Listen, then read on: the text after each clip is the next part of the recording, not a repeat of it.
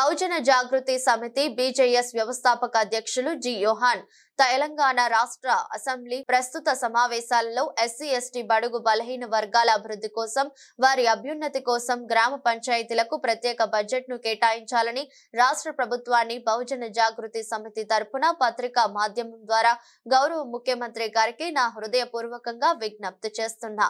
ఎందుకంటే తెలంగాణ రాష్ట్రం ఏర్పడి దశాబ్ద కాలమైనా కూడా గత ప్రభుత్వం 10 సంవత్సరాలలో తాండాలకు గ్రామ పంచాయతీలుగా మార్చిన వారికి కావాల్సిన మౌలిక సదుపాయాలు రోడ్లు విద్యుత్ స్తంభాలు స్కూళ్లు పంచాయతీ భవనాలను కేటాయించడం తద్వారా గ్రామ పంచాయతీలలో సరిపడే నిధులు లేక సర్పంచులు మరియు వారు పనిచేసిన ఆ నిధులు రాక ఎంతో మంది ఆత్మహత్యలకు పాల్పడ్డారు.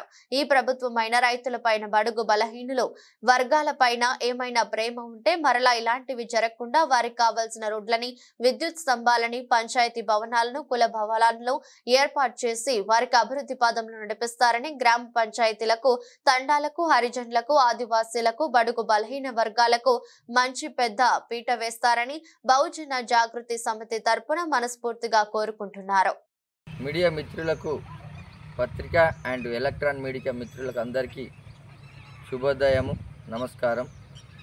నిన్న జరిగినటువంటి అసెంబ్లీ సమావేశంలో మన రాష్ట్ర ముఖ్యమంత్రి గారు రేవంత్ రెడ్డి గారు తెలంగాణ ప్రభుత్వం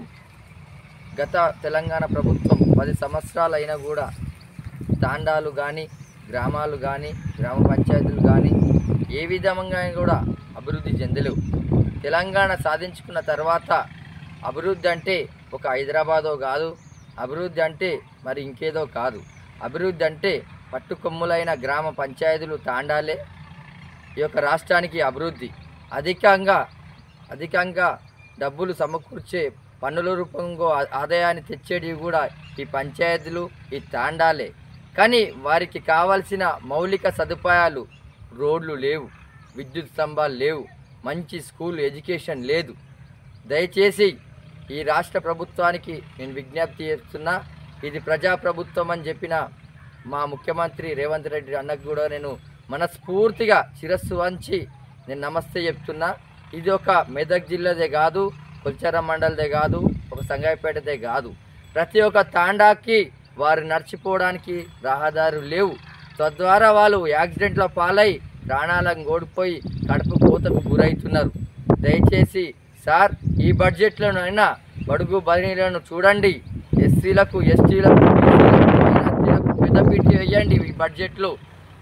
ఆ ద్వారా మేము రోడ్లు వేసుకోగలుగుతాము. గ్రామ పంచాయతీలకు నిధులు కేటాయించండి. గత ప్రభుత్వం నిధులు కేటాయించగా సర్పంచులు ఎంతోమంది ఆత్మహత్యకు పాల్పడ్డారు, చనిపోయారు. వారి యొక్క ఆత్మఘోష ఇప్పటికీ ఘోషిస్తుంది. ఆ యొక్క ఆత్మహత్యలకు మనం కూడా మరొకసారి కారణం కాకుండా మంచి బడ్జెట్ పెడతారని మేము మనస్ఫూర్తిగా కోరుకుంటూ తాండాలకు గూడాలకు గ్రామాలకు మంచి స్కూళ్లను మంచి రోడ్లను మంచి విద్యుత్ స్తంభాలను ఏర్పాటు చేసి అభివృద్ధి పదంలో నడిపించి వారిని అభివృద్ధి ధ్యేయంగా ఈ ప్రభుత్వము చిత్తశుద్ధితో పనిచేస్తుందని మనస్ఫూర్తిగా కోరుకుంటున్నాను. జిల్లా మంత్రి గారు దామోదర్ రాజనరసింహ గారికి విజ్ఞప్తి, మా జిల్లా ఇన్ఛార్జి గారు కొండ సూర్యక గమ్మకు కూడా ఇన్ఛార్జి, మా నర్సాపూర్ తాలూకా ఆవుల రాజిరెడ్డి గారు కావచ్చు, ఎమ్మెల్యే సునీత లక్ష్మిరెడ్డి గారు కావచ్చు, చొరవ తీసుకొని ప్రతి తాండలను ఈ 5 సంవత్సరాలలో రోడ్లు అందరికీ వేసి మీరు మరొకసారి తాండల పైన ఎస్సీల పైన ఎస్టీల పైన ప్రేమ ఉందని ఈ విధంగా మీరు చాటి చెప్తారని మేము మనస్ఫూర్తిగా కోరుకుంటున్నాము. ఇది మా విజ్ఞప్తి, డిమాండ్ కాదు.